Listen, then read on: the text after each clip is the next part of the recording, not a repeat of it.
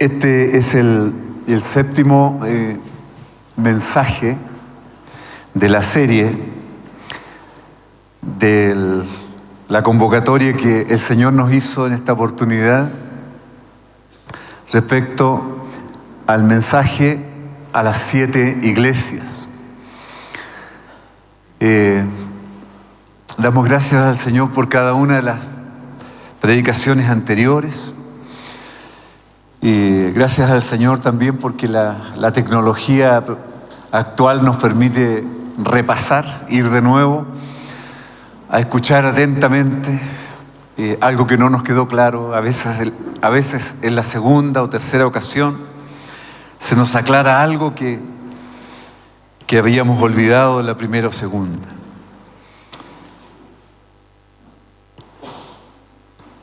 Apocalipsis 1:11. Yo soy el Alfa y la Omega, el primero y el último. Escribe en un libro lo que ves y envíalo a las 7 iglesias que están en Asia: a Éfeso, Esmirna, Pérgamo, Tiatira, Sardes, Filadelfia y la Odisea. ¿Qué acontecimiento significó esto, hermano? Esta es la voz que escuchó Juan. Esta es una voz que no se había oído solamente cuando el Señor, luego de haber resucitado entre los muertos y habiéndole dado las últimas instrucciones a los discípulos, una nube del cielo vino a recogerle, la nube le ocultó de sus ojos y el Señor no fue más visible a los ojos humanos y su voz no fue más audible. Pasaron años y ya lo dijimos en el primer mensaje, el contexto en que todo esto acontece. Pero estas palabras que fueron como un sonido de trompeta, una gran voz que escuchó Juan, estas fueron las palabras: yo soy el Alfa y la Omega, el primero y el último. En esas palabras el Señor se define: yo soy el que estoy hablando. Y podemos nosotros agregar lo que aparece en el capítulo 1 respecto al Señor. Por ejemplo, en el versículo 5 dice: Jesucristo, el testigo fiel, el primogénito de los muertos, el soberano de los reyes de la tierra. Y además dice: al que nos amó y nos lavó de nuestros pecados con su sangre y nos hizo reyes y sacerdotes para Dios, su Padre. A Él sea gloria e imperio por los siglos de los siglos. Amén. He aquí que viene con las nubes, todo ojo le verá. Pero Él es el que está hablando. Yo soy el Alfa y la Omega, yo soy el primero y el último. Y luego viene la instrucción, la orden del Señor. Escribe en un libro lo que ves y envíalo a las 7 iglesias. El Señor tiene un mensaje que comunicar a sus iglesias. En realidad podemos decir a su iglesia. Pero esto de las iglesias es porque están distribuidas en distintas localidades. Y cada una de estas 7 localidades tiene una realidad distinta. Pero escribirle a la iglesia, enviarle una carta a la iglesia, es que el Señor tiene un importante mensaje que comunicar. Hay un tremendo propósito del Señor en esta declaración. ¿Con qué respeto nosotros, hermano? Nosotros que hemos alcanzado los fines de los tiempos, tenemos que acercarnos a estas palabras con temor y temblor. No es una lectura más, no es un libro más, no es una carta más. El Señor escogió hablar a través de profetas en el tiempo antiguo, a través de los patriarcas, a través de los reyes, principalmente los profetas, de muchas maneras. Tenemos los escritos de los profetas, tenemos los salmos, tenemos todo el acopio, toda la historia. Y en el Nuevo Testamento el Señor usó a sus siervos, a los apóstoles, que también escribieron cartas a las iglesias. Pero esta carta tiene un sabor especial. Si las otras cartas tenían autoridad porque el Espíritu Santo las había enviado, inspirado, estas palabras tienen todo el peso de la autoridad celestial. Quien envía la carta es el que dio su vida por nosotros en la cruz. El que escribe la carta es el que ha estado morando, viviendo, intercediendo por nosotros todos los días. Y como ya se compartió, el Señor ha estado también examinando las iglesias. Qué importante, la carta es para la iglesia, no es para el mundo. La iglesia ocupa un lugar tan especial en el corazón del Señor. Y es un privilegio tan grande para nosotros ser parte de la iglesia, ser miembros del cuerpo de Cristo que es la iglesia. Y como el énfasis de esta palabra tiene que ver con la iglesia, Cristo y la iglesia, en el primer mensaje quisimos exaltar a la persona y la obra de nuestro Señor Jesucristo y su relación con la iglesia. Ahora el tema es el mismo, pero con un énfasis en la iglesia. ¿Qué es la iglesia, hermano? ¿Cómo podemos definir nosotros? ¿A qué le llama el Señor iglesia? ¿Por qué le escribe? ¿Por qué se preocupa? ¿Qué propósitos tiene? ¿Qué hay en su corazón? Ya hemos leído en los evangelios que el Señor dice: sobre esta roca edificaré mi iglesia, y las puertas del Hades no prevalecerán contra ella. Y hemos conocido que la roca es Cristo mismo. La roca, la iglesia está edificada sobre la roca, y la roca es Cristo mismo. Él la sustenta. Cristo es la vida de la iglesia. ¿Cómo surge la iglesia?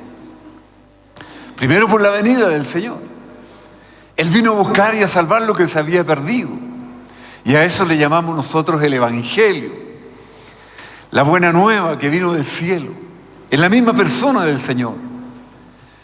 Luego se predicó el Evangelio, luego que el Señor completó su obra en la cruz y fue recibido arriba en gloria. Los apóstoles fueron enviados.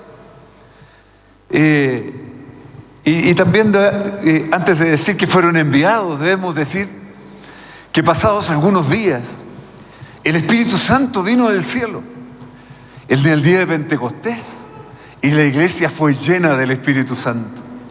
Ese día está marcado en la historia del propósito eterno del Señor. ¿Qué días fueron estos, hermanos? Tengámoslos tan presentes. Qué tremendo fue el día en que el Señor Jesús fue crucificado. Qué tremendo fue el día en que el Espíritu Santo vino y llenó la iglesia el día de Pentecostés. Qué días más preciosos. Acabamos de hacer memoria ahora, recién, de la muerte del Señor. Porque esa fue la orden. Fue tan importante ese día que debe ser recordado. Y cuando estemos en los cielos, ¿cuánta importancia se le dará al Cordero que fue inmolado? A esas heridas que nos dieron la vida, su costado traspasado, sus manos horadadas, sus pies traspasados. De eso hemos hecho memoria hoy día, en obediencia a nuestro Señor. Porque la iglesia esta es una de las características de la iglesia. La iglesia está siempre recordando, haciendo memoria de este hecho tan tremendo, que nuestro Señor fue crucificado, derramó su sangre y allí obtuvo nuestra eterna redención. Luego el Espíritu Santo vino y el Evangelio comenzó a ser predicado por el poder del Espíritu Santo, utilizando instrumentos humanos como eran los apóstoles y todos los colaboradores, los evangelistas, los pastores, los maestros que salieron compartiendo la palabra, y esa palabra fue creída. La gente recibió la palabra, la gente entendió de qué se trataba las antiguas escrituras. Cuando el profeta Isaías había hablado de uno que fue llevado como cordero al matadero, que había sido despreciado y desechado entre los hombres, pero que el Señor había cargado en él el pecado de todos nosotros. La gente entendió eso y recibió el Evangelio, recibió el perdón. Y eso fue por obra del Espíritu Santo, una obra del cielo en la tierra. Y nosotros hoy día, 20 siglos más tarde, también el Evangelio llegó a nosotros a través de todos los años. Nosotros tenemos el registro de los primeros años y quedamos admirados. Cómo el Señor usaba a los siervos, cómo abría el Señor una puerta y otra. Y el Evangelio como un reguero de pólvora, como un fuego encendido. Llegaba la palabra a una ciudad u otra. A veces se trastornaba la ciudad entera, se dividía la ciudad, porque habían opositores y algunos estaban al lado de los opositores y otros estaban al lado de los apóstoles. Los apóstoles no fue fácil. En una oportunidad al apóstol Pablo lo apedrearon y pensaron que estaba muerto y lo tiraron como un cuerpo muerto. Pero el Señor no permitió que su siervo muriera en ese momento. No era su día, no era su hora. Los discípulos lo rodearon, lo levantaron, lavaron sus heridas. Y después el mismo Pablo consolaba a los hermanos y les decía que tengan ánimo, porque es necesario que a través de muchas tribulaciones entremos en el reino del Señor. Qué admirable, hermano. Nada pudo detener que el Evangelio llenara la tierra. Y en ese momento llenó el mundo conocido. Ellos llevaron la palabra. Siempre había otra ciudad, otra puerta que se abría. Se subían a un barco y aunque el barco naufragara, llegaban vivos al otro lado y allí se mostraba que el Señor estaba con ellos. Qué precioso es todo esto, hermano. Y nuestra alegría hoy día es que el Evangelio ha prevalecido a través de los años. ¿Cuántas dificultades han habido en toda la historia? Pero hoy día el Evangelio sigue vivo. Y nosotros estamos reunidos aquí en el nombre del Señor. Estamos aquí haciendo memoria del Señor. Estamos aquí considerando la palabra del Señor. Estamos aquí amándonos unos a otros. Eso es la iglesia. Llegó el Evangelio, creímos en el Señor y hubo arrepentimiento. El Evangelio nos hizo darnos cuenta que éramos pecadores. Y nos arrepentimos de nuestros pecados. Y comenzó en nosotros una nueva vida. Nos bautizamos. Qué importante, el Señor habló del bautismo. Él mismo se bautizó. Y los discípulos el día de Pentecostés se bautizaron como 3,000. Y el Señor añadía a la iglesia los que habían de ser salvos cada día. ¿Cuál es la importancia del bautismo? Estas son cosas básicas. El bautismo significa que nos despedimos de la potestad de las tinieblas y somos trasladados al reino del amado Hijo. Antes estábamos bajo la potestad de Satanás mismo, de los demonios. Satanás hacía lo que quería con nosotros. Nos esclavizaba, nos obligaba al mal. La naturaleza heredada de Adán, eso es más, necesita otra explicación. Nos llevaba cautivos permanentemente.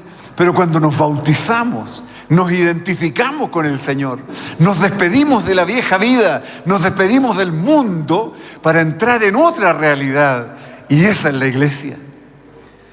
Recibimos el Espíritu Santo, la vida de Dios se nos mete adentro, porque el amor de Dios ha sido derramado en nuestros corazones por el Espíritu Santo que nos fue dado. No habría iglesia si no hay evangelio, no habría iglesia si no hay arrepentimiento. No habría iglesia si no hay bautismo. No habría iglesia si el Espíritu Santo no está morando en nuestros corazones. Pero de esa manera comenzamos a tener comunión unos con otros. Empezamos a amarnos unos a otros y venimos a ser para Dios su morada. La iglesia es la morada de Dios en el Espíritu. La iglesia viene a ser la casa de Dios. Y en esa iglesia, ¿qué es lo que se espera de la iglesia? Que la iglesia tenga un servicio. La iglesia está al servicio del Señor. La iglesia está para atesorar la palabra, para compartir el evangelio, para que otros se conviertan, para que más personas se arrepientan, se bauticen y se integren. La iglesia está para dar testimonio de quién es su Salvador y quién es su Señor. Nosotros como iglesia estamos destinados a ser la luz del mundo. Somos la luz del mundo. El solo hecho de que la iglesia sea iglesia es un faro que alumbra, es la luz del mundo.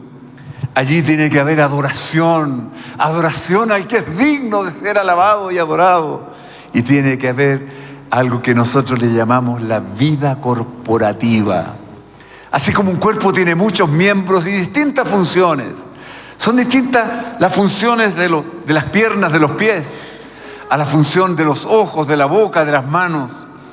Y esa es la vida del cuerpo, donde nos necesitamos unos a otros, nos acompañamos unos a otros, nos consolamos unos a otros, nos fortalecemos unos a otros. Y a veces también tenemos que llamarnos la atención y corregirnos unos a otros. ¡Qué ambiente precioso en la iglesia! Y eso luego aparece nombrado simplemente iglesia. Pero es necesario en un momento como este definir lo que es la iglesia. Y eso ocurrió. Y vemos nosotros entonces en la Biblia, en el libro de los Hechos, vemos la iglesia en Jerusalén en acción. Una iglesia que se multiplicaba grandemente, una iglesia que guardaba la palabra, una iglesia que todos los días en el templo, que era como la plaza pública, todo el mundo iba a dar una vuelta allí. El templo correspondía a la tradición judía de lo que el Señor había mandado en el Antiguo Pacto, pero los creyentes del Nuevo Pacto iban ahí a encontrarse en el pórtico de Salomón, en las escalinatas del templo, y también por las casas. Si eran miles de hermanos, no cabían en una, ni en 10, tal vez ni en 100 casas, pero por toda la ciudad había reuniones de hermanos, oraciones de hermanos, se leía, se compartía de Cristo, se hablaba del Señor. El Nuevo Testamento no estaba escrito todavía, pero las palabras del Antiguo Testamento, los salmos que hablan de Cristo, eran compartidos y los hermanos se llenaban de la palabra, se llenaban de Cristo, se anhelaban unos con otros y se multiplicaban grandemente. Y cuando había alguno que estaba en dificultades, como Pedro, cuando Pedro, uno de los apóstoles, estuvo encarcelado, la iglesia hacía constante oración por ese motivo. Tanto es así que el Señor enviaba ángeles en respuesta y se abrieron las puertas de la cárcel y Pedro salió libre. Y al otro día los carceleros estaban desconcertados por lo que había acontecido. ¿Cómo había una conexión entre el cielo y la tierra? Cómo la iglesia oraba y el cielo respondía. Hay oraciones preciosas, que sería una distracción en este momento dedicarnos a esa oración, pero hablo como que ustedes ya lo saben y podemos repasarlo. Esa es la iglesia, una iglesia viva, una iglesia que habla con el Señor, se comunica con el Señor, recibe respuestas del Señor, tiene frutos, y los hermanos se aman, los hermanos abandonan el mundo, abandonan el pecado, abandonan la vida antigua, su carácter cambia, Cristo comienza a ser formado, los frutos del Espíritu comienzan a verse. Ahora ya existe amor, gozo, paz, paciencia, benignidad, bondad, fe, mansedumbre, templanza. Ya no somos una persona gobernada por los sentimientos de la mente, ni gobernados por los vicios, ni la atracción del mundo, ni la influencia de los demonios. El carácter cambió. El hombre iracundo se transformó en un hombre manso. La mujer soberbia, altiva, vanidosa se transformó en una sierva apacible, preciosa, que ama al Señor y que refleja la vida de Cristo. Decir todas estas cosas, hermanos, es hablar un poco de lo que es la normalidad de la iglesia. El Señor esperaba que todas las iglesias fuesen así. Y lo más probable es que cuando el Evangelio recién llegó, lo cual los hermanos compartieron de lo que era el primer amor. O sea, trabajando por amor, sirviendo por amor, reuniéndonos llenos de amor. ¡Qué hermoso ambiente! Así debe haber sido en Éfeso, realmente fue así. En las 7 iglesias era así, o en las 500 iglesias, o miles de iglesias, en todas se vivía con amor, se servía con amor, era el fuego encendido. Pero el Señor sabía, el Señor estaba consciente de la debilidad humana, estaba consciente el Señor de la persecución, de la hostilidad que el mundo comenzó a tener con la iglesia. Entonces el Señor encontró que era el momento oportuno de intervenir. Y estos son los hechos. Me detengo, hermano, para decirlo. Estos son los hechos del Señor en Apocalipsis. Siempre se habla de los hechos de los apóstoles o los hechos del Espíritu Santo en un libro llamado Libro de Hechos. Y bien podemos los creyentes decir que nuestra fe está basada en los hechos de Dios. ¿Cierto? Es un hecho que Dios envió a su Hijo al mundo y nosotros creemos en Él. Es un hecho que el Espíritu Santo vino y nos llenó y nosotros somos sostenidos por esos hechos. Pero aquí, en el Apocalipsis capítulo 1, aparece un hecho del Señor. Esto que el Señor le hable a su siervo Juan: escribe lo que has visto, escribe en un libro lo que has visto y envíalo a las 7 iglesias. El Señor se hace presente, se hace visible, se manifiesta como nunca antes en la historia se había visto al Señor, como ya se describe, eso lo compartimos la vez anterior, con sus ojos como llama de fuego, con su rostro resplandeciente como el sol. Es un hecho aparecerse a su siervo. Y eso cómo alienta nuestra fe. Cómo viene y escribe a las 7 iglesias. Es un hecho de dictar cada una de las cartas. Fue un trabajo del Señor. Y encontró un vaso preparado, un siervo que estaba en condiciones de tomar nota y hacer llegar esa carta. ¿Qué efecto tuvo la carta? Ya hablaremos de eso.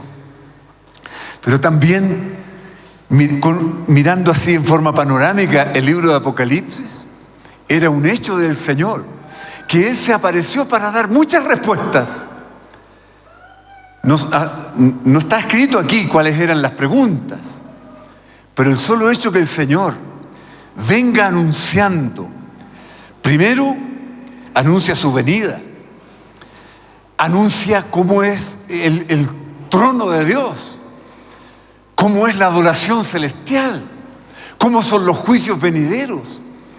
Anuncia el Señor el juicio sobre todo el sistema humano, sobre los gobiernos humanos, sobre la política de este mundo, sobre la cultura de este mundo. El Señor anuncia lo que va a hacer.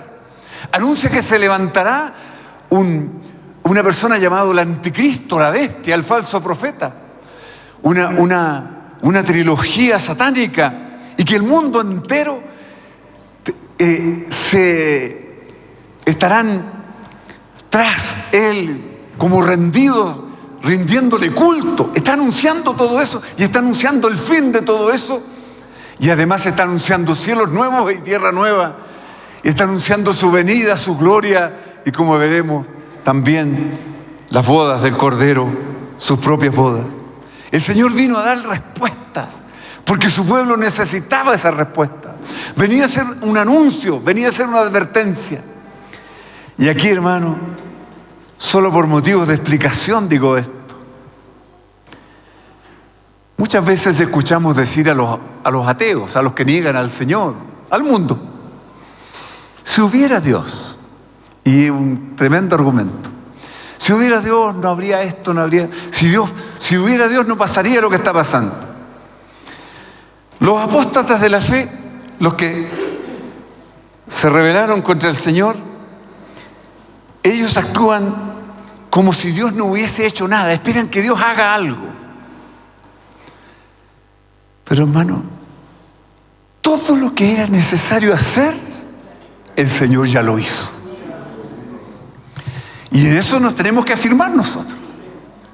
De este retiro tenemos que salir con estas dos cosas muy bien afirmadas en nuestro corazón. Era necesario salvar a los hombres y el Hijo de Dios vino y en la cruz, Él dijo, consumado es. Es decir, Satanás fue derrotado en la cruz. Había que ponerle fin a la antigua creación, comenzar una nueva a través de la resurrección. Nadie podía hacer eso, pero el Señor vino y lo hizo. Para salvar a los hombres no hay nada más que hacer, ya está hecho. Solo hay que anunciar esa salvación. ¿Está claro? Ahora,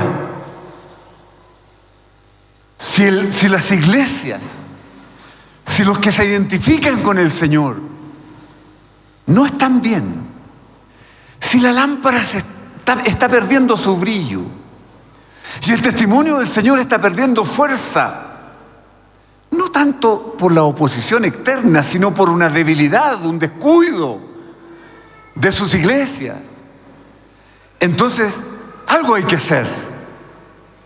Y el Señor tomó la decisión. Esto es un hecho. Estamos describiendo algo objetivo, algo que ocurrió.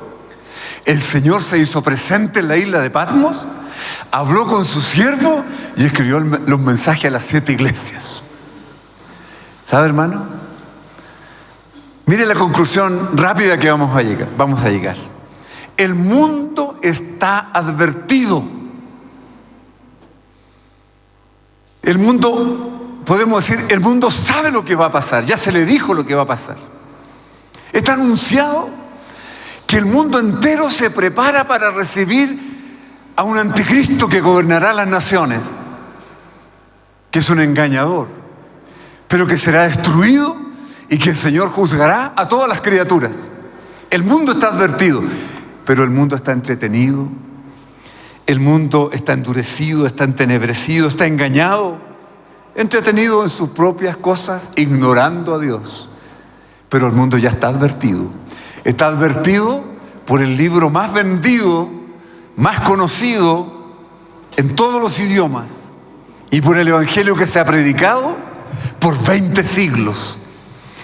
De tal manera que nadie, me refiero a los poderosos, me refiero a los estudiosos, a los intelectuales, a la gente que toma decisiones, la gente importante, la gente que está dirigiendo los destinos del mundo, ellos no pueden ignorar, y si lo ignoran, lo hacen voluntariamente. Y por otro lado, hermano, nosotros como iglesia también estamos advertidos. Lo que el Señor tenía que hacer, lo hizo. Lo que la iglesia debilitada, así como parecía que se iba a apagar el candelero, el Señor aparece en forma oportuna.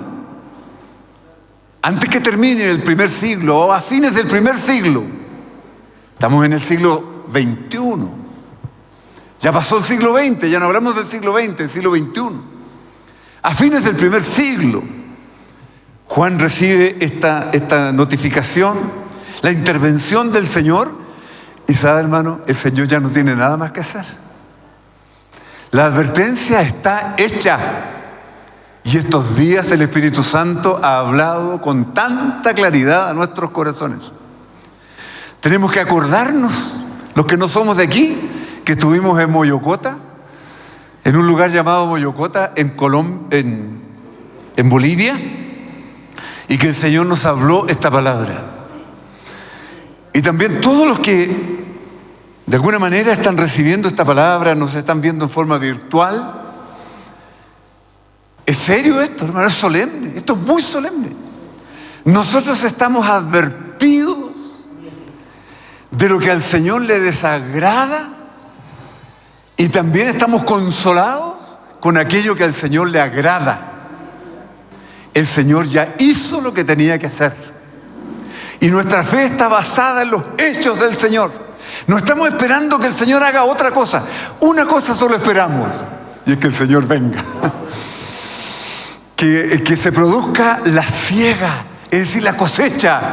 Y eso está anunciado, está en Apocalipsis.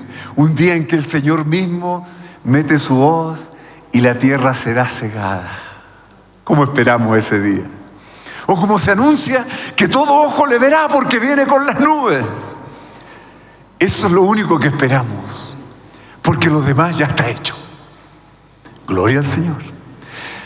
Toda acusación del enemigo, en el sentido de que Dios no hace nada, es falsa. Queda aplastado por los hechos del Señor. ¿Qué hecho más grande que el Padre haya enviado a su Hijo al mundo y que haya agradado su corazón y que se haya entregado por todos nosotros? Haya agradado el corazón de Dios, un sacrificio perfecto que tiene efectos eternos. Sacrificio perfecto que tiene efectos por toda la eternidad.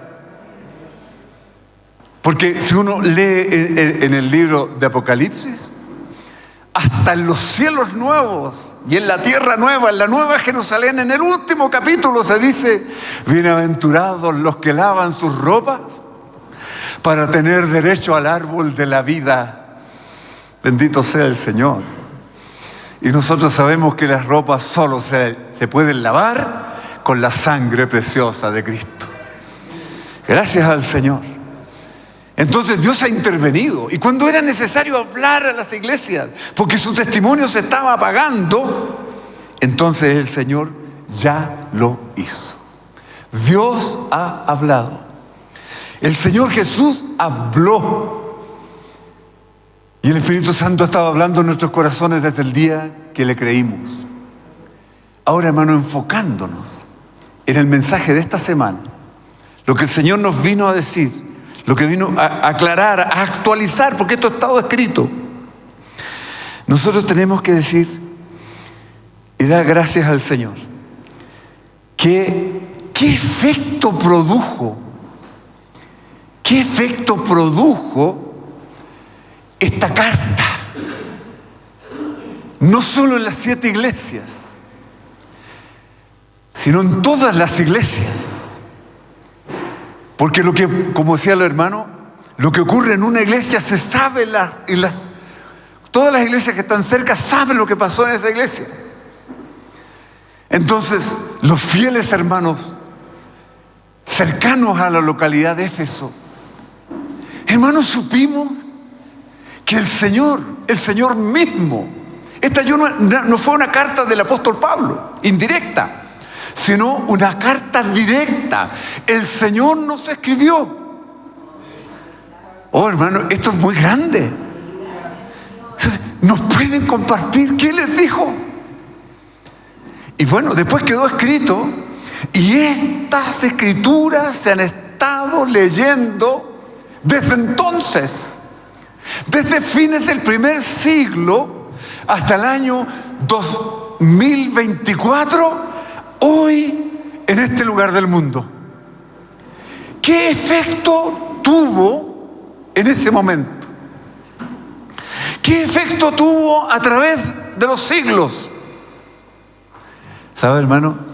No tenemos información, o tenemos poca información. Tendríamos que estudiar la historia de la iglesia. Pero, hermano, hay una pista preciosa. Antes de decir exactamente cuál es la pista a la que me refiero, pensemos por un momento en los hermanos fieles de cada una de estas iglesias. ¿Sabes? Como un llamado del Señor al arrepentimiento. Yo me imagino a cientos de hermanos, a miles de hermanos de rodillas. Señor, perdónanos. Hemos tolerado el pecado. Señor, nosotros somos iglesia para que la luz nos llene. Y esto se salió de la normalidad. Pero tu palabra nos vuelve al principio. Señor, hemos estado enfriando, hemos estado siendo rutinarios, hemos perdido el primer amor. Señor, perdónanos. Y cuando el Señor dice, sé pues celoso y arrepiéntete, estoy absolutamente convencido. Tenemos que estar absolutamente convencidos que hubo hermanos fieles en el mismo momento. Pocos días después que el Señor habló estas palabras recién llegadas. ¿Se imaginan el efecto que tuvo en estas localidades? ¿Cuánto habrán llorado los hermanos? ¿Cómo se habrán juzgado a sí mismos?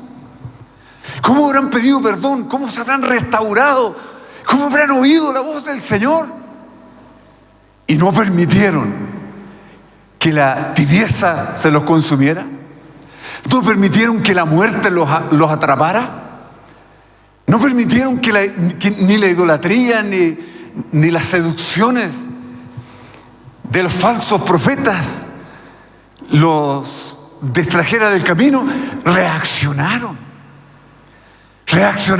y finalmente murieron como vencedores y partieron a recibir su recompensa.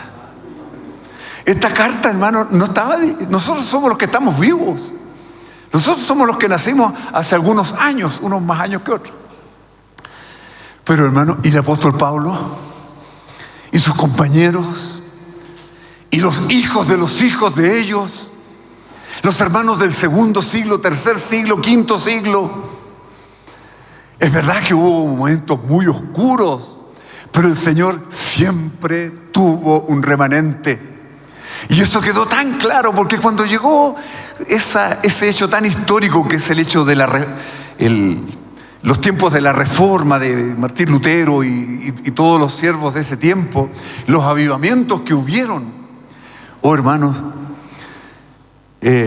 recuerdo que el hermano Christian Chen siempre enseñaba esto y decía que después de Pentecostés, lo más grande que había acontecido en la historia de la iglesia fue la Reforma, cuando se recuperaron las Escrituras, cuando se escribió la Biblia y quedó a disposición de que todo el pueblo pudiese leer la Biblia, se liberó la palabra del Señor para todo el mundo. Eso tuvo efectos tremendos. Hermano, eso afectó incluso la política de Europa, de Alemania, y esos son hechos históricos. La ciudad estaba conmovida. La gente lloraba y la gente se convertía. Y bueno, pudo haber muchos defectos, pero hermanos, de ahí surgieron después siervos con tanta fuerza, con tanta gracia. Salieron los misioneros al África, a la China, y después cuando América ya estaba descubierta, entre comillas, cuando llegaron los siervos del Señor, los hijos del Señor, y se vinieron en barco a América, a Norteamérica, y muchos de ellos eran congregaciones enteras. Hubo avivamiento, mucha gente se convirtió. Hermano, ellos no están. Ya están en la presencia del Señor. Y ellos leyeron esto. Y cuando su fe estaba decayendo, cuando veían que tenían características, como las características negativas de cualquiera de estas iglesias, de las 5 iglesias, son 7 cartas. Hay 2 iglesias, Esmirna y Filadelfia, que no reciben reprensión. Las otras 5 son severamente reprendidas. Entonces estos hermanos recibieron la palabra y se arrepintieron y cumplieron con esto. Qué tremendo todo lo que se dice, hermano. Esto tiene que tener un efecto en nosotros. Pero ahora voy a decir cuál es la pista. Miremos, los invito a ver en la Biblia. ¿Por qué decimos que esta limpieza, este juicio que comenzó por la casa de Dios, tuvo un efecto? El mensaje a las 7 iglesias tuvo un tremendo efecto. Lo ha tenido a través de los siglos. Apocalipsis capítulo 7, versículo 9. Después de esto miré, dice Juan, y he aquí una gran multitud, la cual nadie podía contar, de todas naciones y tribus y pueblos y lenguas, que estaban delante del trono y en la presencia del Cordero, vestidos de ropas blancas y con palmas en las manos, y clamaban a gran voz diciendo: la salvación pertenece a nuestro Dios, que está sentado en el trono, y al Cordero. Aleluya. Esto es una pista. Estos ya no están en la tierra. Hermano, tal vez los que estamos en la tierra hoy, contando actualmente, los creyentes del mundo entero, no somos en número los que han partido en los 20 siglos anteriores. ¿Se comprende eso? ¿Dónde están esos santos? ¿Dónde están esos vencedores? ¿Dónde están esos mártires? No tocamos la iglesia de Esmirna, no tuvimos tiempo, pero es una iglesia que nos hace llorar. Porque la iglesia de Esmirna vivió tal tribulación que los hijos, la única aspiración que los padres tenían era que sus hijos no negaran al Señor, aunque fueran al martirio. Y esto lo hemos dicho en otro momento, pero se cuenta la historia de una madre que no perdió el tiempo diciéndole a los captores que le salvaran la vida a su hijo. Sabía que el hijo iba a morir y ella le grita a su hijo: hijo, no niegues a tu Señor, sé valiente, muere por causa de tu Señor, muere por causa de aquel que murió por ti, no niegues a tu Señor. Qué preciosa es Esmirna. Esmirna nos hace llorar. ¿Dónde están esas almas? ¿Dónde están los que murieron? ¿Dónde están los que partieron? ¿Acaso nos dijo el apóstol Pablo: partir con Cristo es muchísimo mejor? Son miles, son millones de hermanos, una multitud incontable que ya partió. ¿Y por qué partió? Porque obedeció la voz del Señor que los sacó. La iglesia, hermano, en esos tiempos iba como en descenso, se salva apenas. Esmirna y Filadelfia, las otras todas están reprobadas, todas están a punto de morir, de desaparecer. El candelero puede ser retirado, otros pueden ser vomitados, otros están muertos. ¡Qué terrible condición de la fe cristiana! Pero el Señor intervino oportunamente, trajo esta palabra produjo este efecto, el corazón se limpió, las vestiduras se lavaron, las manchas fueron quitadas y ahora están con vestiduras blancas en la presencia del Señor. Bendito sea el Señor. Hermano, entonces, siguiendo este argumento, los únicos que faltamos somos nosotros. Lo único que falta es que tú y yo tengamos esa misma obediencia. Que tú y yo entendamos que si bien el Señor ha sido paciente, eso quedó muy claro en este retiro. El Señor es paciente. Yo le he dado tiempo para que se arrepienta, pero no se quiere arrepentir. Eso significa que la paciencia del Señor tiene un límite. El Señor nos ha soportado, nos ha tenido paciencia, pero viene un día en que esa paciencia ya no estará. Hay algo que no puedo explicar, no tengo la capacidad teológica, yo debo reconocerla, para explicarla. Pero el Señor sabe. Que sepamos explicar esto o no sepamos no tiene tanta importancia.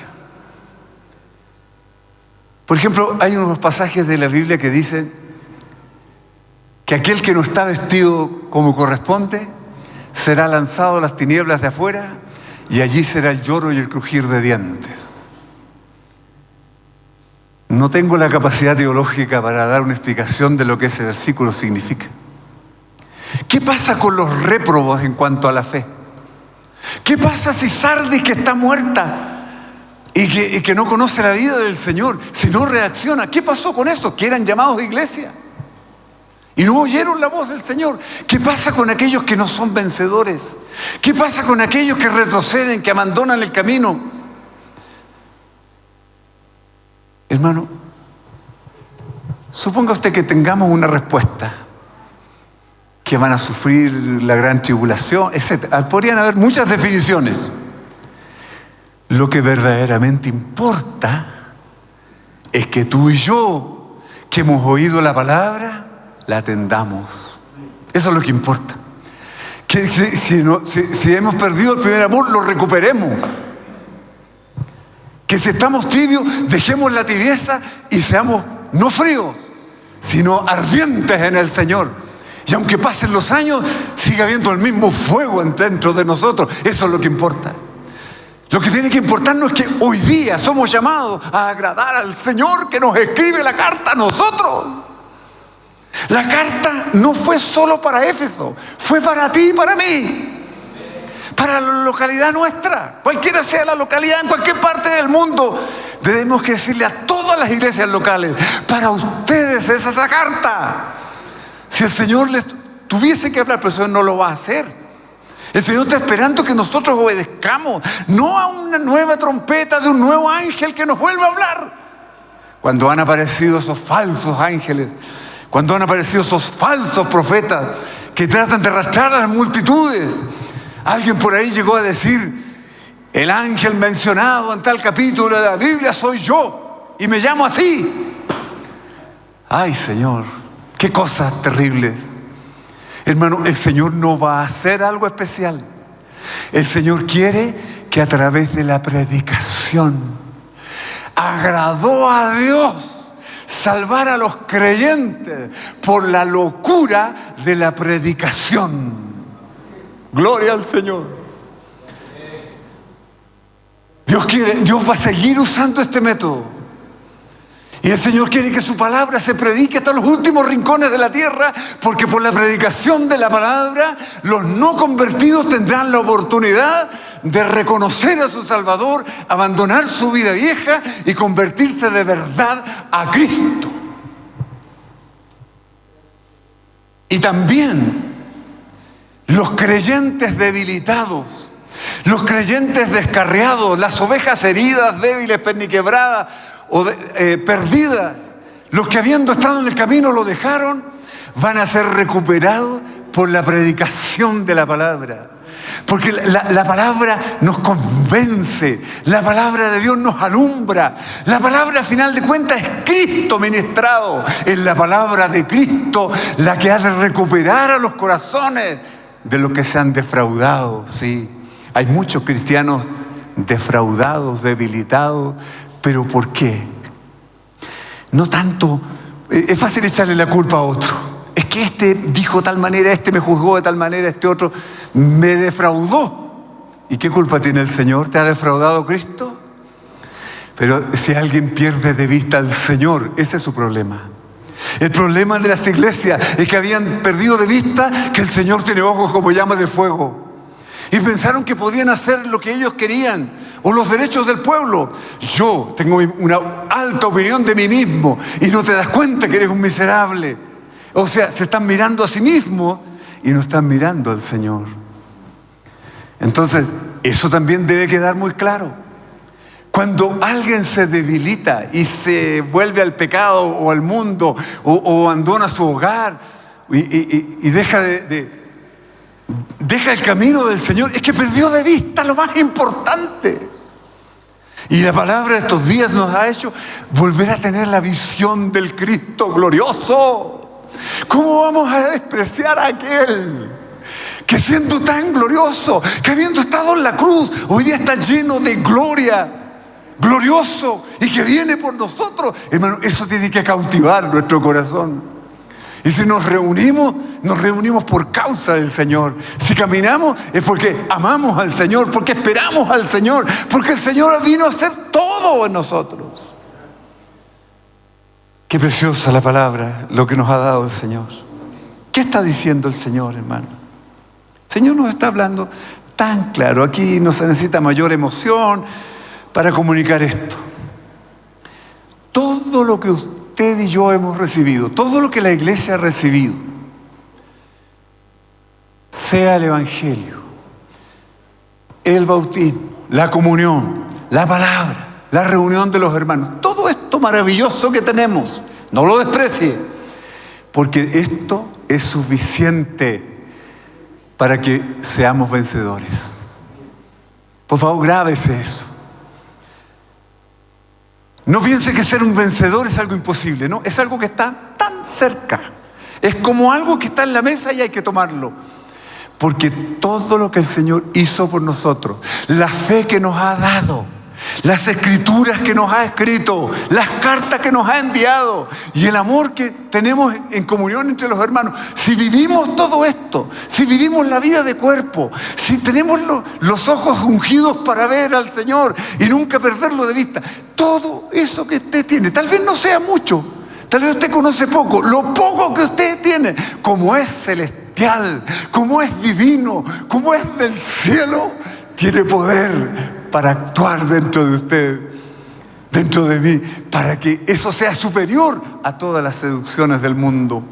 Para que esa vida sea tan poderosa dentro de nosotros que supera todas las entretenciones que hoy día peligrosamente nos distraen del camino. Hermano, el Señor tiene que ser agradado. Qué tremendo es esto. Miremos un poco más antes de acercarnos. Veamos ahora un versículo que nos ha inspirado toda la vida. Apocalipsis 19. Apocalipsis 19, 6. Y oí como la voz de una gran multitud, como el estruendo de muchas aguas, y como la voz de grandes truenos que decía: ¡Aleluya! Porque el Señor nuestro Dios Todopoderoso reina. Gocémonos y alegrémonos y démosle gloria, porque han llegado las bodas del Cordero y su esposa se ha preparado. Y a ella se le ha concedido que se vista de lino fino, limpio y resplandeciente, porque el lino fino es las acciones justas de los santos. Aleluya. ¡Qué gloria, hermano! Por débil que usted vea la iglesia, hermano, hermana, nosotros somos esa iglesia.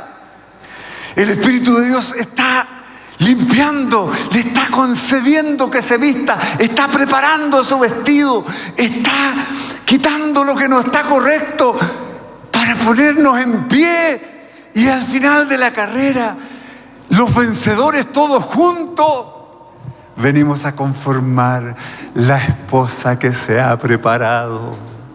Bendito sea el Señor. Pero ¿qué nos habla el Señor hoy día? Hermanos, solo faltamos nosotros.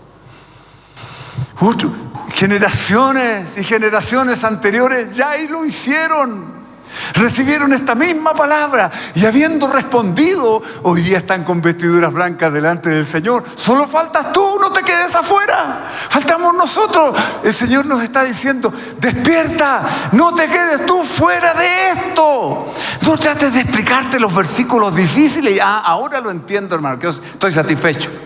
Eso podría ser inútil. Una teología correcta, ortodoxa, como se dice, o correcta, sin falla, podría ser inútil si tu corazón no arde con el fuego del Espíritu, amando a tu Señor, agradando a nuestro Señor. Hermano, esta palabra que en parte la cantamos, la hemos dicho, la hemos gritado, la hemos llorado, hermano, esta es una foto nuestra. Esto es lo que nos espera si somos fieles. Y cuando digo ese sí, lo digo condicional, porque el mensaje a las 7 iglesias contiene varios condicionales. Si no te arrepientes, te arrojaré en cama y te heriré de muerte. Si no te arrepientes, quitaré el candelero. Si no te arrepientes, eso es condicional. La bendición vendrá si cambiamos, si andamos conforme a nuestro llamado. La iglesia es para que sea iglesia, no para que sea una mezcla de mundo e iglesia. Por tanto, la iglesia tiene que ser un lugar santo, un lugar donde el pecado es rechazado, aborrecido, despreciado, juzgado severamente. Hermano, si vamos a ser creyentes, si vamos a ser hijos de Dios, discípulos del Señor, pongámonos el nombre que queramos, los redimidos del Señor, hermano, estamos destinados a ser un pueblo santo, una nación santa, un pueblo adquirido por Dios, para que anunciemos las virtudes de aquel que nos llamó de las tinieblas, no para seguir viviendo en engaño, en mentira, en tiniebla, en perversidad, en carnalidad, en pecados morales. No, hermano, eso tiene que ser barrido.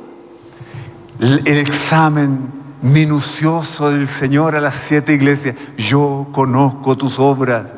El que tiene ojos como llama de fuego te examina y te dice la verdad. El Señor está quitando lo que no es suyo. Esto no es mío. Esta debilidad no es mía. Este enfriamiento no es mío. Esta tolerancia al pecado no es mía. Esto no es mío. Y el Señor lo juzga. Quiere sacar lo que no es suyo. ¿Y qué tenemos que decirle nosotros?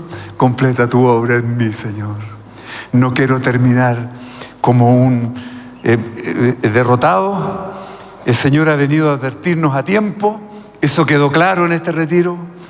Vino a advertirnos que su paciencia tiene límite. Quedó muy claro. Estamos advertidos por Cristo mismo. Qué solemne es todo esto, hermano. Ahora yo les pregunto una cosa. Hermano, ¿anhelamos la venida del Señor? Y yo creo eso. Yo también puedo decir amén. Y hemos cantado y nos llegamos a llorar cuando decimos, ven amado, ven, no te tardes, Señor. Qué linda inspiración. ¿Anhelamos las bodas del Cordero? ¿Cierto? Esperamos que se cumplan los tiempos, que esa fiesta gloriosa, esa bienaventuranza se cumpla en las alturas. Pero hay algo más que tengo que decir.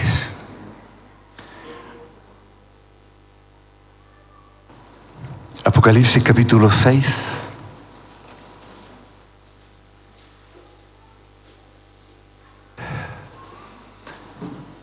Esta es otra advertencia. Apocalipsis capítulo 6, versículos 9 al 11. Escuchemos primero y después comentamos. Apocalipsis 6, 9. Cuando abrió el quinto sello, vi debajo del altar las almas de los que habían sido muertos. Las almas de los que habían sido muertos por causa de la palabra de Dios y por el testimonio que tenían. Y clamaban a gran voz diciendo, ¿hasta cuándo, Señor, santo y verdadero, no juzgas y vengas nuestra sangre en los que moras en la tierra? ¿En los que moran en la tierra? Versículo 11. Y se les dieron vestiduras blancas y se les dijo que descansasen todavía un poco de tiempo. Oigan, un poco de tiempo, hasta que se completara el número de sus consiervos y sus hermanos, que también habían de ser muertos como ellos. Hermano, este versículo me deja a mí, nos deja a todos como en silencio. Pero el mensaje a las 7 iglesias vino a prepararnos para ser vencedores. El mensaje a las iglesias nos dice, sé fiel hasta la muerte y yo te daré la corona de la vida. Una iglesia que pierde el amor no está en condiciones de morir como mártir. Una iglesia tibia no glorificará al Señor en el martirio. Pero sepamos nosotros, en esta parte del mundo sufrimos la burla. La persecución que hemos recibido aquí ha sido casi insignificante. Pero hay otros lugares del mundo en este mismo momento, en África, en Asia, y no damos más detalles. Hay cristianos presos por tener una Biblia. Países donde no se permite hablar de Jesucristo. Lugares donde está prohibido el Evangelio. Lugares donde los dirigentes de los países se han juramentado que uno de sus propósitos es exterminar la fe cristiana en su país. Conocemos casos concretos de hermanos que han huido de su país por esa sola causa. Por esa sola causa, y no puedo dar más detalles. Pero el hermano vio que si él permanecía, su vida y su familia corría peligro. Y en este momento está en otro país. Conocemos hasta su nombre. Él lo vivió. Vivió esa persecución. Y hay hermanos, y hay sitios que usted puede buscar de hermanos que se preocupan y oran por los que son perseguidos por la fe en este momento, en algún lugar del mundo. El Señor ha venido a hablarnos a nosotros para preparar nuestros corazones Porque si estamos fortalecidos en la fe, nos va a pasar algo que el mensaje de ayer anunciaba. Cuando el hermano compartía de que en algún momento los enemigos de la fe prohibieron terminantemente a los apóstoles que no volvieran a hablar en el nombre de Jesús. Un cristiano debilitado diría, bueno, ya para no tener problemas me quedo tranquilo en mi casa y mejor que nadie sepa que soy creyente. ¿Esa actitud tibia agradará al Señor? Yo di mi vida por ti y tú eres tan cobarde. Hermano, un cristiano fortalecido, como aquellos siervos preciosos del principio, como Pedro, como Juan, que dijeron ellos: juzgad ustedes mismos si hemos de obedecer a los hombres o a Dios, porque no podemos dejar de decir lo que hemos visto y oído. Esa frase es fuego vivo dentro del corazón del creyente. El fuego que tengo adentro me impide, y al decir no puedo, no podemos, aunque usted me obligue a que yo niegue el nombre del Señor, yo no puedo. Hay algo que me sobrepasa. Un profeta de la antigüedad lo dijo de esta manera: hablo de Cristo y todo, hablo de Dios, hablo de ti y todo se me viene en contra. Entonces dije, voy a callar, no hablaré más, porque cada vez que hablo me persiguen, me echan a un foso, todo se me vuelve en contra, voy a callarlo. Traté de sufrirlo, pero no pude, porque la palabra de Dios fue como un fuego metido en mi hueso. Jeremías dijo eso: me sedujiste, oh Jehová, y fuiste seducido, fuiste más fuerte que yo. Cuando yo quise callar, no pude callar, porque había un fuego metido en mi hueso. Eso tiene que inspirar a nuestra juventud, hermano. No podemos tener hoy día jóvenes que caigan a la primera tentación. Necesitamos que nuestros jóvenes, las nuevas generaciones y los viejos también, nunca perdamos el fuego encendido en nuestros corazones. Porque solo de esa manera podremos enfrentar los dolores que vengan. Está escrito en Apocalipsis, está anunciado, estamos advertidos. Llegará el día en que el poder político se vuelva en contra nuestra. Bastaría que nosotros digamos unas cuantas cosas de las cosas que ya están ocurriendo en este mundo. Pablo David mencionaba ayer la educación de nuestros niños en los colegios públicos. Se están enseñando aberraciones. Bastaría que nosotros en una plaza pública dijéramos y denunciáramos, dijéramos: esto no corresponde, esto traerá juicio de Dios. Y van a anotar nuestro nombre, nos van a sacar la foto y vamos a ser reos por ir en contra de esa ideología que hoy día se expande por el mundo entero. Hermano, no temamos, no está lejos el día. Que nos sirva de advertencia este retiro. No está lejos el día en que el camino estrecho se ponga tan estrecho. Que el Señor nos guíe, nos dé sabiduría. Porque no se ha completado el número de los consiervos y hermanos que habían de ser muertos como ellos. Aquí voy a santificar, tenemos que santificar al Señor.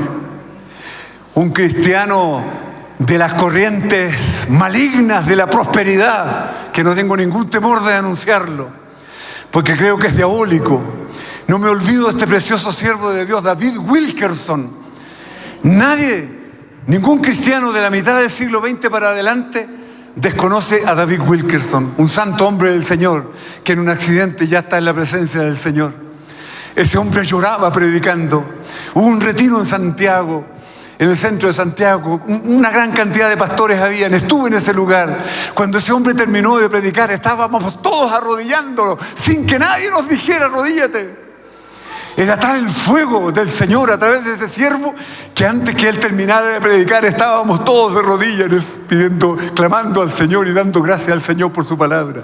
Ese siervo del Señor dijo: La doctrina de la prosperidad es una doctrina diabólica que va a llegar también a vuestro país, y yo vengo a anunciarles que no sigan nunca esa corriente. Los de la prosperidad dirán: no nos va a pasar esto porque Dios me librará de la muerte. ¿Y qué pasa con los cristianos que por miles fueron lanzados a los leones y glorificaron al Señor diciendo, aunque me muera, soy de Cristo? Como ese siervo del Señor, esta vez no me voy a equivocar, Policarpo es su nombre. Si en otra predicación escuché otro nombre, hoy día queda corregido. Policarpo, un siervo del Señor, tenía, no sé, sobre 80, tal vez 90 años. Y le dijeron a él, ¿para qué te haces problemas? Basta con que niegues, firma aquí, vive tranquilo el resto de tus días. Y él dijo, mi Señor ha sido fiel conmigo durante 80 años, toda mi vida ha sido fiel, ¿cómo lo voy yo a negar? Eso le costó la muerte y glorificó a Dios con su muerte. En una de las iglesias que no tocamos, la iglesia de Pérgamo, aparece Antipas. Antipas, mi siervo fiel, que fue muerto entre vosotros donde mora Satanás. Dios no impide la muerte de sus mártires, porque el Señor es glorificado y le demuestra a la creación entera, le demuestra a Satanás y a los demonios y a toda conciencia humana que Él tiene siervos fieles, que le aman y que están dispuestos a morir por su glorioso nombre. Bendito sea Jesucristo. Amados hermanos, dentro del mensaje a las 7 iglesias hay un consuelo tan grande. Una iglesia sencilla, una iglesia sin gran edificio, una iglesia tal vez pobre, pero que guarda la palabra, no niega su nombre y agrada el corazón del Señor. Y el Señor tan solo le dice a esa iglesia, no tiene reprensión. A esa iglesia no le dice, Filadelfia, es lindo lo que tienes, pero tengo algo contra ti. No, no le dice eso. ¿Sabe, hermano? Voy a usar una palabra que hasta aquí parece no se ha usado. La palabra terreno. Espero que no haya un problema cultural para entenderlo. Lo explico. Usted tiene que saber qué terreno está pisando. ¿Me explico? Si usted se junta con un grupo de amigos del mundo, usted tiene que saber qué terreno está pisando. ¿A dónde te van a llevar esas amistades? Pueden llevarte a la perdición más grande. Y tú estás en un terreno que te lleva a cometer delito, o a la corrupción más grande. Usted tiene que saber qué terreno está pisando. Tiene que saber si esas personas son confiables o no. Una jovencita puede ser arrastrada con engaño a una corrupción más grande porque no se dio cuenta qué terreno estaba pisando. Uso esta misma figura para la iglesia. Y esto lo decimos con el testimonio que el Señor pone en nuestros corazones, aunque nos cueste caro decirlo. Mucho cristianismo de hoy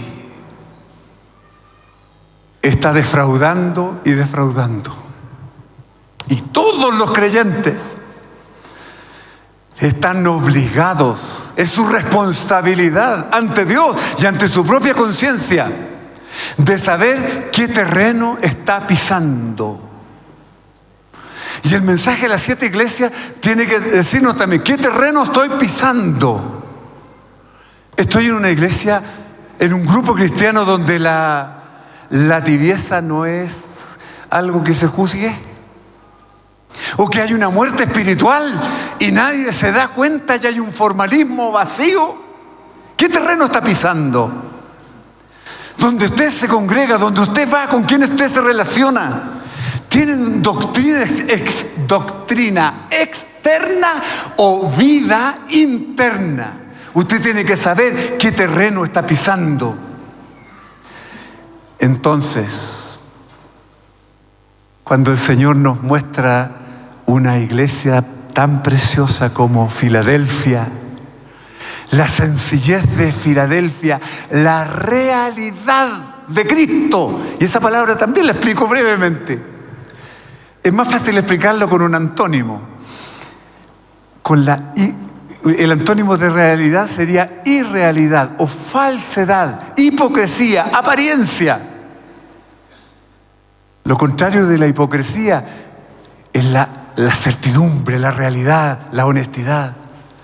Lo contrario de la apariencia es que haya verdadero, un cristiano de verdad. No alguien que está aparentando la fe, no alguien que tiene una fe de labios, una fe de culto, una fe de reunión, que tiene un comportamiento mientras dura el culto y después es otra persona en la casa, en la calle, en la escuela, en el trabajo. Eso sería una irrealidad. Usted tiene que saber qué terreno está pisando. Si usted está en un lugar donde no hay realidad, es decir, donde Cristo no es el centro, hay que huir de ahí. Cuesta decir esto, ¿no? Nos ponen sobrenombre después. Y capaz que alguien tome esto y diga, mira, estos son los falsos profetas de este día. Pero cuidado, si a alguien le dicen eso, examine este mensaje completo. Porque, hermano, si la realidad en la que me encuentro solo me atrae muerte, ¿voy a permanecer en ese terreno? Bendito sea el Señor por Filadelfia. 3 características. El nombre del Señor es confesado. Pero una aclaración muy breve. No basta con decir, Jesucristo es el Señor. No, hermano. Jesucristo me gobierna. Jesucristo es mi Señor y me gobierna como marido, como padre, como hermano, como persona. Es mi Señor y se nota que es mi Señor. No es solo una confesión del labio. El señorío de Cristo tiene que ser una realidad, no solo una confesión de labios. ¿Está claro? Así nos está hablando el Señor. El mensaje de las 7 iglesias, el Señor lo deja claro. Y estos días el Señor nos está hablando claramente. No se niega el nombre del Señor. Se ama al Señor. El Señor es puesto en alto. Has guardado mi palabra, la palabra de mi paciencia. Es decir, se atesora la palabra, se valora la palabra, se da gracias por la palabra, se le dedica tiempo a la palabra, se estudia la palabra.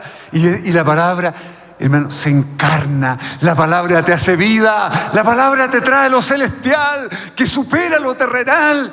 La palabra me habla del cielo más que de la tierra. La palabra no me lleva a apoyar una corriente política u otra. La palabra me lleva a Cristo, al Rey de Reyes, al Señor de Señores, al Verbo encarnado, al gran vencedor. Y también Filadelfia significa amor de hermanos. Porque aunque de repente nos cueste un poco, la palabra de Dios ha trabajado, el gobierno de Cristo ha trabajado en nuestros corazones, el Espíritu Santo toma gobierno y nos amamos. Nos amamos no con el amor natural, como el amor de los cantantes. El amor de los cantantes de este mundo, se acabó el amor. Qué estupidez más grande. Claro, el amor carnal, el amor de la cabeza, el amor de la pasión. A algunos se les agota bien rápido. Pero el amor del Señor es eterno. Y si ese amor está en la iglesia, te amo y te seguiré amando y nos amaremos con el amor del Señor. Bendito sea el Señor. ¡Qué ambiente más precioso! Usted tiene que saber qué terreno está pisando y usted tiene que ser capaz de decir, ¿está en estas 3 características? Si está esto, habrán puertas abiertas. Y ya ayer en la tarde se me caían las lágrimas. Pero eso es otro mensaje. Porque cuando el Señor es una realidad, lo que es verdadero del Señor no puede permanecer oculto. Cuando hay verdad de Cristo, cuando Cristo es verdadero, cuando Cristo es real, entonces se abre una puerta y se abre otra y otra. Y parece que no vamos a dar abasto, pero el Señor nos dice, anda, porque yo tengo otros siervos y estoy levantando y estoy preparando otros siervos para que vayan aquí, acá y allá. Gloria a Dios por Filadelfia. Gloria a Dios por la iglesia sencilla, no aparatosa, no es un show religioso, sino una devoción del corazón. Mensaje a las 7 iglesias, advertencias solemnes. El Señor tiene paciencia, pero la paciencia llega a un momento que tiene su límite. Pero también mensaje a las iglesias, es posible que haya una iglesia a la cual el Señor no reprenda, porque ha sido fiel en lo íntimo delante de su Dios. Qué consoladora es la palabra del Señor. Amados hermanos, que este retiro haya realmente marcado nuestros corazones. Porque al oír de nuevo la palabra del Señor, el Espíritu Santo en algún punto nos va a reprender. Y si te sientes reprendido, no demores en doblar tus rodillas. Y si ya eres viejo para doblar las rodillas, enciérrate solo, habla solas con el Señor. Cuando el Señor dice, yo estoy a la puerta y llamo, y si alguien abre la puerta, entraré a Él y cenaré con Él y Él conmigo. Muchos cristianos se pasan la vida sin saber lo que eso significa. ¿Qué significa cenar con el Señor? Es distinto de la mesa del Señor. ¿Se acuerdan todos ustedes? Nadie que haya leído la Biblia, aunque sea una vez el Evangelio de Juan, nunca se va a olvidar de esto. El día que el apóstol Pedro estuvo con el Señor resucitado, y el Señor le dice, Pedro, ¿me amas? ¿Cómo llegó Pedro a ese encuentro? Llegó totalmente derribado, llegó destruido, fracasado, había negado 3 veces al Señor. Estaba en la lista de los cobardes. No era digno de ser llamado apóstol y había sido parte de los íntimos del Señor, había defraudado a su Señor. Ese hombre se sentía podrido por dentro.